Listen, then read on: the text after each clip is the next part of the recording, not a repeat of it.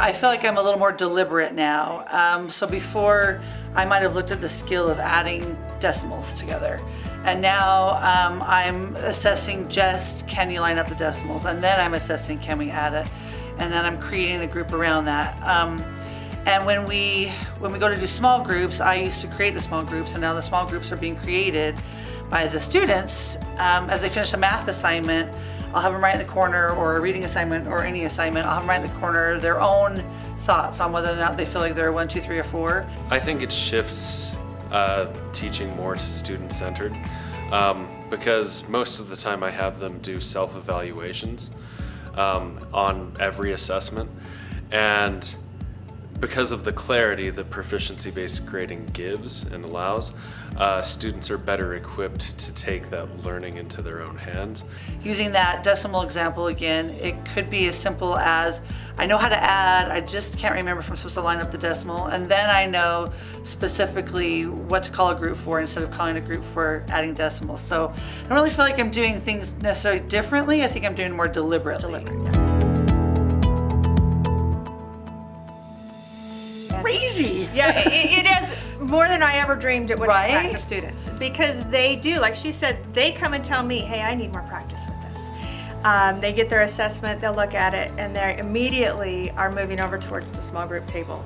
They are immediately taking notes, writing down, communicating. We've been doing this for a while, so they've figured it out. But the engagement, the ability to not just take an assessment and throw it in the back of their binder and push it in the back and move on, they're actually thinking about it, and they're actually taking some ownership in it. So it improves teaching while also improving the student learning aspect kind of simultaneously, 2 birds with 1 stone, as they say. We were really concerned specifically about our resource, our special ed students, because obviously in a proficiency-based grading arena, it's really difficult for them to achieve a 4 because they're already 2 grade levels behind. And they were the ones we were most concerned about, and they are loving it because up to this point, they have felt like they don't read well or they don't do math well, and now they're seeing that they do understand key concepts in math. And they're struggling with these 5, but they've got this one or this one or this one. I even get parents involved now. Parents will email me and say, hey, you know what, can you send home some extra practice for them? They need some help with their division. We saw that on the grade book, that their divisions were a little bit low, can you send that? And so now that we're in algebra, I'm really seeing some parent involvement, which is a first for a long time. For 6th grade. Yeah. Our first SEPs, we decided to make those student-led, and we've actually tried to do that for years. We've had them write letters to their parents, talking about their strengths, their weaknesses, what we can do to help, and the parents come in and sit down, and they whip out this letter, and they say, I wrote your letter, read it, and hand it to them. And now they came in this time, and we were genuinely bored because bored and goosebumps at the same time. Right, because our kids were opening up their data book and not just saying, here's my double score, or here's my school city score, or I'm coming up, or I've increased this much, or I need help here. But specifically, when we get home tonight, can you help me with fractions? Because you can see I got a 4 in decimals, but I'm still having a hard time with fractions. And our resource kids were just dying to show their parents where they had a 2.5 or a 3.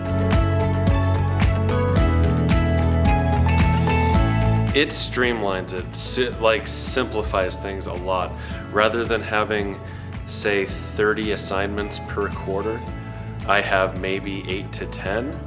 And what I do simply is have more standards assigned to any given assessment. So on one assessment, I can give 5 different grades. Daunting at first to know what to grade and how to grade. The Right. rubrics, getting that rubric in place, getting the 1, 2, 3, 4s in place. What should be practiced, what should be in your grade book.